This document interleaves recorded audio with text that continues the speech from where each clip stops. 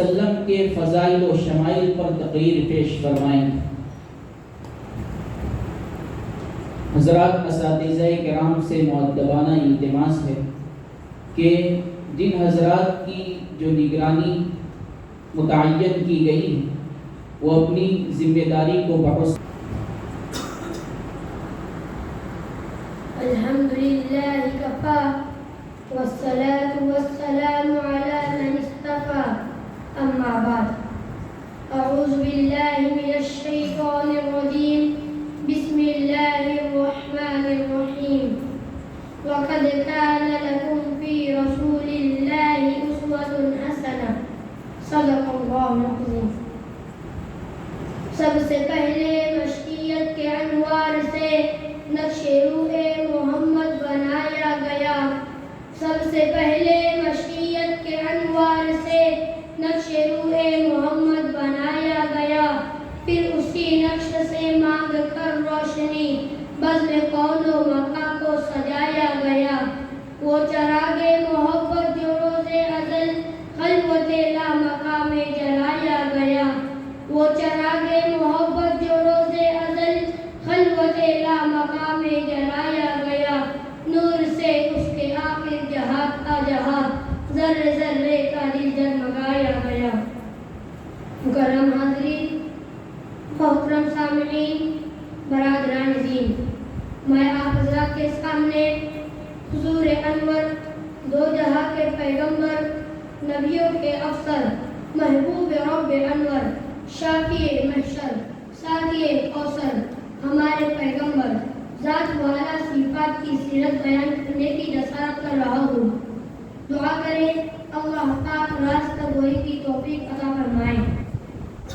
حضور صلی اللہ علیہ وسلم کی سیرت کا باب اتنا وسیع ہے کہ اماں صدیقہ، پیغمبر کی رفیقہ، زوجہ رحیقہ، امت میں شفیقہ، اخلاق میں خلیقہ، کائنات میں باسلیقہ، شان عجیبہ، نہایت خوش نصیبہ، حبیب خدا کی حبیبہ، باقی نبوت کی اندلیبہ، وہ فرماتی ہے کان خلق القرآن، سارا قرآن مصطفیٰ کی سیرت ہے اور ہمارا عقیدہ ہے کہ قرآن سورت ہے، حضور صلی اللہ علیہ وسلم سیرت ہے، یہ قرآن علم ہے، آقا صلی اللہ علیہ وسلم عمل ہے، یہ قرآن خاموش ہے، پیغمبر صلی اللہ علیہ وسلم بولتا قرآن ہے۔ حضور انور کے تابعدار، جانثار، وفادار، حبیدار فرماتے ہیں جب آخری دفعہ میں حضور کا دیدار ہوا، آپ کے حجرے کا دروازہ کھلا، ہم نے آپ کے چہرے کو دیکھا، کأنہ ورقۃ مصحف، معلوم ہوتا تھا کہ اللہ کا قرآن ہمارے سامنے ہے۔ حضور کے الفاظ یہ ہے ایکم مثلی، کون ہے جو میرا مقابلہ کرے؟ کہو کوئی نہیں کر سکتا، مجھے دیکھو کچھ فائدہ نہ ہوگا۔ پیغمبر صلی اللہ علیہ وسلم کا چہرہ دیکھو، جنت واجب جہنم حرام ہو جائیں گی۔ میں بات کروں تو وہ دھوپ نکلتا ہے، پیغمبر بات کرتے تو منہ سے مبارک نور نکلتا تھا۔ میں مسکراؤں تو کہتے ہیں مسکرا رہا ہے، نبی مسکراتے، صحابہ کہتے ایسا معلوم ہوتا تھا کہ جنت کے 8 دروازے کھل چکے ہیں۔ ایکم مثلی، اللہ یطعمنی ویسقینی واذا مرضت فہو یشفینی، تم میں سے کون میری طرح ہے؟ اللہ مجھے کھلاتا ہے، پلاتا ہے، جب میں بیمار ہو جاؤں تو وہی مجھے شفا دیتا ہے۔ کون ہے جو میرے آقا کو مقابلہ کر سکے؟ کوئی نہیں کر سکتا۔ میں دھوپ ڈالوں تو سارے نفرت کرنے لگے، حضور صلی اللہ علیہ وسلم اپنا مبارک رکاب ڈالے تو آج بھی بے رحمی ڈالے۔ حضور صلی اللہ علیہ وسلم یہی دعا حضرت علی کی آنکھوں پر لگائے تو آنکھ پہ روشن ہو جائے۔ صحابہ اکرام کہتے ہیں حضور صلی اللہ علیہ وسلم حج پر آئے، جب بھی علی سے آگے نکلے آپ نے اپنی دستار اتاری، نائی کو بلا کر سب اڑوایا۔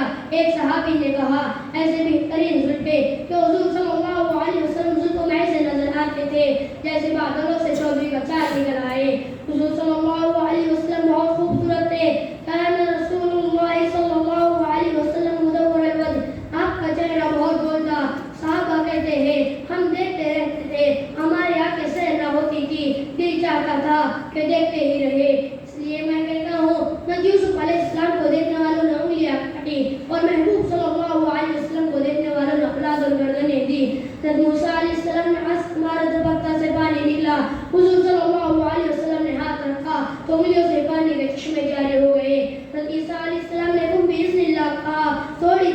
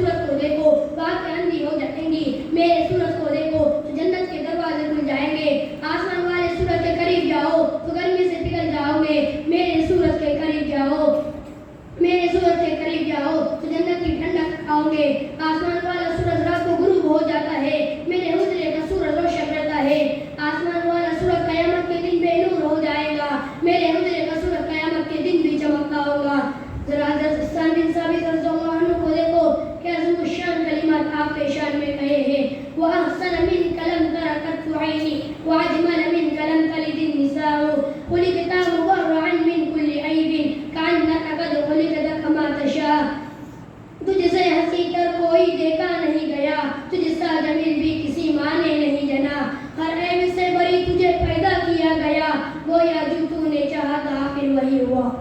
بس آخر میں شعر کے ساتھ مقصد چاہتا ہوں کہ سر سے لے کر پاؤں تک تنویر ہی تنویر ہے کہ سر سے لے کر پاؤں تک تنویر ہی تنویر ہے جیسے منہ سے بولتا قرآن وہ تقریر ہے.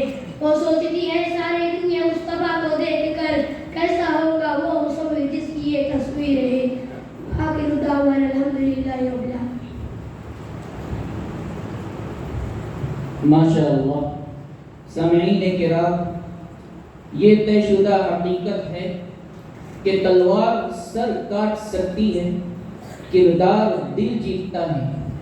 تیر و تلوار کی طاقت سے زمین تو چھینی جا سکتی ہے مگر کسی کا دل نہیں جیتا جا سکتا.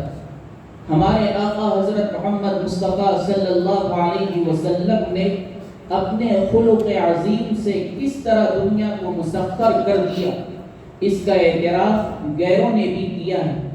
اسی لیے شاعر نے کیا یہ خوب کہا ہے، سلام اس پر کہ اسرار محبت جس نے سکھلائے، سلام اس پر کہ اسرار محبت جس نے سکھلائے، سلام اس پر کہ جس نے زخم کھا کر پھول برسائے.